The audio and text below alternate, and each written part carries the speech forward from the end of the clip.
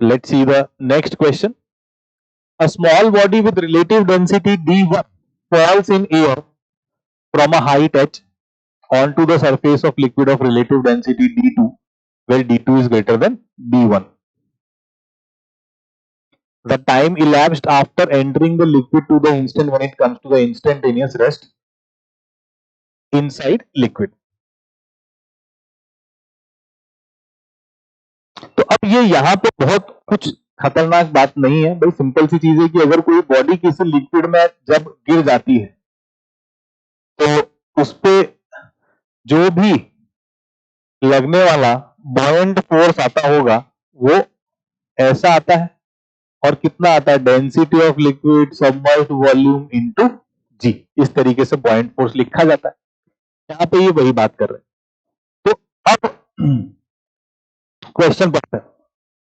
Question में अपने को time elapsed after entering the liquid. अब देखो, अगर ये लिक्विड की सरफेस है, बॉल को तुमने वहां से छोड़ा h हाइट तक, तो आते आते इसके पास कुछ ना कुछ वेलोसिटी हो गई है, कितनी, √2gh हो गई है। क्या बंधु? हाँ ठीक है। और कहीं ना कहीं जाकर के रुक जाता ही, ऐसा बोला, when it comes to instantaneously rest at rest, मतलब बॉयंट फोर्स ज्यादा लग रहा होगा इस पे mg की तुलना में।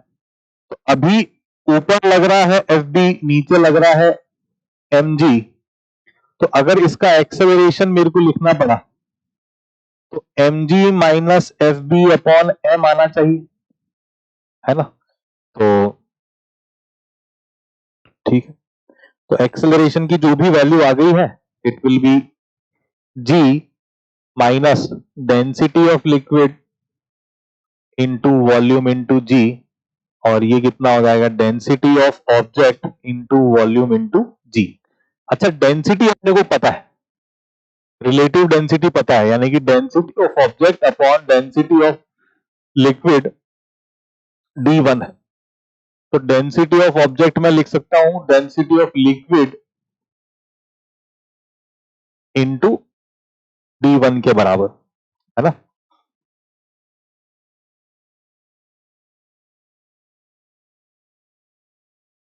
तो अब जो बात यहां पे बोली जा सकती है वो कितनी बोले हम लोग,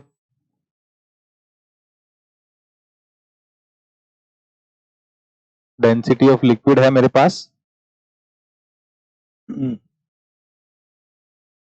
अच्छा सॉरी, ये डेंसिटी ऑफ लिक्विड ऐसे होना चाहिए, डेंसिटी रिलेटिव डेंसिटी गिवन है तो obviously it is with respect to water, so density of object upon density of water is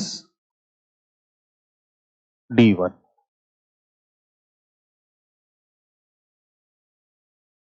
है ना? And liquid of relative density, again density of liquid upon density of water is d2, तो density of liquid आ गया है मेरे पास d2 into rho water. चलिए लिख देंगे values.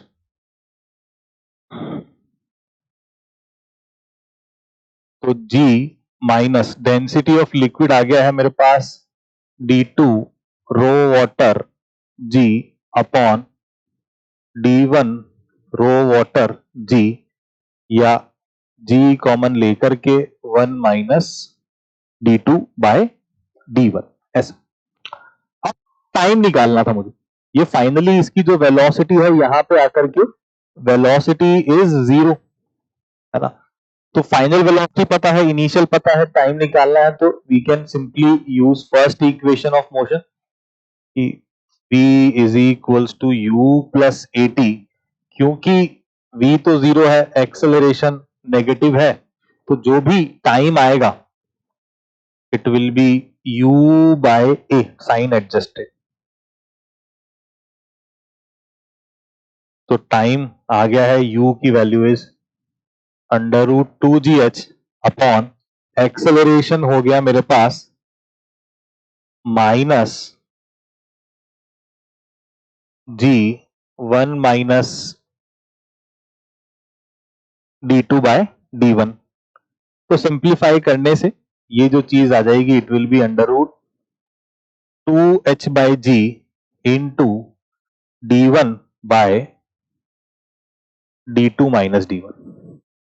So under root 2h by g D1 by D2 minus D1 option number B में मैच हो जाता है।